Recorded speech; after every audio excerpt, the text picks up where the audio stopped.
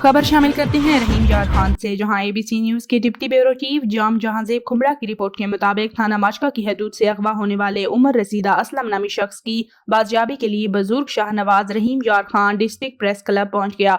घोट की कश्मोर के इलाकों में फरियादी बनने के बाद बुजुर्ग शाहनवाज डिस्ट्रिक्ट प्रेस क्लब के बाहर खड़े होकर डिस्ट्रिक्ट पुलिस से इल्तजा की कि असलम को बाजियाब कराया जाए।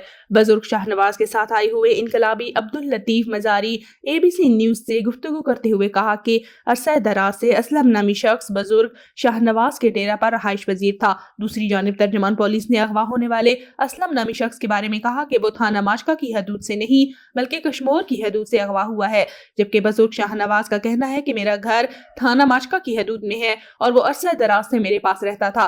डीपीओ रहीम यार खान से इंसाफ फराहम करने की अपील है। थाना माचका पुलिस मुकदमा दर्ज करने से इनकारी है।